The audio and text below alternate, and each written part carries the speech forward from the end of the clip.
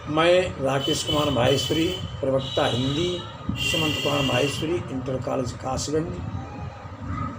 प्रिय second year के छात्रों, आज मैं तुम्हें आपके पाठ्यक्रम में निर्धारित संस्कृत भाग को पढ़ाना प्रारंभ कर रहा हूँ, जिसमें पहला पाठ है भोजस्यौदार्यम्। उस पाठ को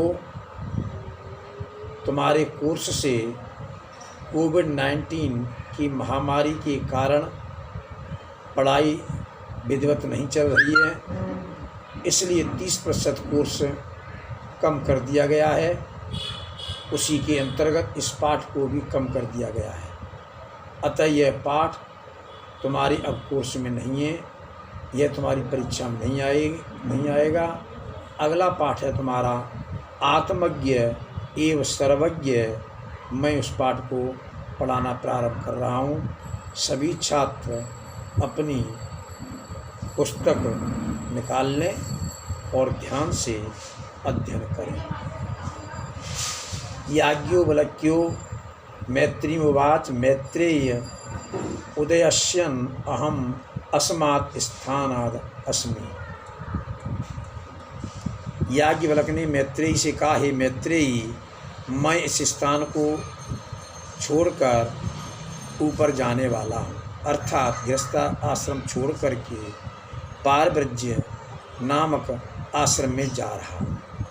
तते अस्ति अनया कात्यान्या विच्छेदम करवाणी। इसलिए मैं कात्यायनी नामक दूसरी पत्नी से तुम्हारी संपत्ति का बंटवारा किए देता हूँ। मैत्रेयुवाच, मैत्रेयी ने कहा, यदि अयम सर्वा पृथ्वी वित्तेन पूर्णा स्यात् तत् किं तेन अहम् अमृतां स्यामिति, कि क्या यह पृथ्वी संपूर्ण पृथ्वी धन से युक्त हो जाए तो क्या मुझे अमरता प्राप्त हो सकती है। याज्ञवल्क्य उवाच न इति। याज्ञवल्क्य ने कहा, नहीं, ऐसा नहीं हो सकता है। यथैव उपकरण बताम जीवनम तथैव ते जीवनम स्यात्। जैसा धनवान लोगों का जीवन होता है वैसा तुम्हारा जीवन होगा। अमृतत्व नाश अस्ति वित्तेन इति। अमृत के द्वारा धन से तुम ये सोचती हो अमरता प्राप्त हो जाएगी, तो ऐसा सोचना गलत है। अर्थात धन से अमरता की आशा नहीं करनी चाहिए। सा मैत्रेयी उवाच, वह मैत्रेयी बोली, ये अहम न अमरताम श्याम किम अहम तेन कुर्याम। जिससे मैं अमर नहीं होंगी उसका मैं क्या करूँगी। यदि भगवान केवल अमृत साधनम जानाति तदै मे ब्रो। हे भगवान, आप यदि अमरता से संबंधित साधन जानते हो तो उन्हीं को आप मुझसे कहें। याज्ञवल्क्य ने कहा, प्रिया न सती त्वं प्रिय भाषसे।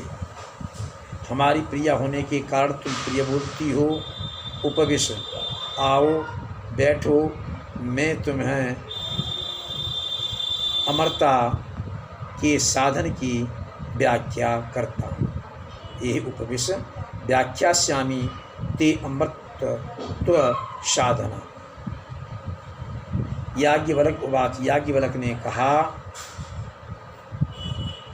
नवा अरे मैत्रेयी, अरे मैत्रेयी, पत्युकामाय पति प्रियो भवति। पति की कामना के लिए पति प्रिय नहीं होता है। आत्मनस्तु वै कामाय पति प्रियो भवति। किंतु अपनी कामना के लिए ही पति प्रिय होता है। नवा अरे जायायाः कामाय जाया प्रिया भवति।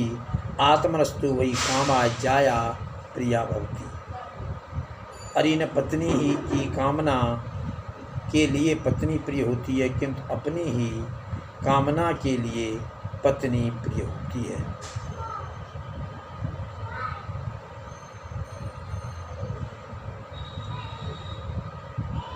न वा अरे पुत्रस्य वित्तस्य च कामाय पुत्रो वित्तं वा प्रियं भवति आत्मनस्तु वै कामाय पुत्रो वित्तं वा प्रियं भवति। अरे पुत्र और धन की कामना के लिए पुत्र और धन प्रिय नहीं होते हैं, अपनी कामना के लिए पुत्र और धन प्रिय होते हैं। न वा अरे सर्वस्व कामाय सर्वं प्रियं भवति आत्मनस्तु वै कामाय सर्वं प्रियं भवति। अरे सब की कामना के लिए सब प्रिय नहीं होते हैं, अपनी ही कामना के लिए सब प्रिय होते हैं। तस्मात् आत्मा वा अरे मैत्रेयी, इसलिए हे मैत्रेयी आत्मा ही द्रष्टव्य देखने योग्य, दर्शनार्थम दर्शन के लिए है, श्रोतव्यम सुनने योग्य है, मंतव्य मनन करने योग्य है, निधिध्यास तव्यश्च ध्यान करने की योग्य है। आत्मने खलु दर्शनेन आत्मा के दर्शन से इदम सर्वम वित्तम भवति, निश्चय ही यह सब विदित होता है। इस तरह से यह पाठ हमारा पूरा होता है। जो महत्वपूर्ण पैराग्राफ है उसके अर्थ की मैं फोटो स्टेट डाल दूँगा, उसमें से आप सही से उस अर्थ को लिख लें।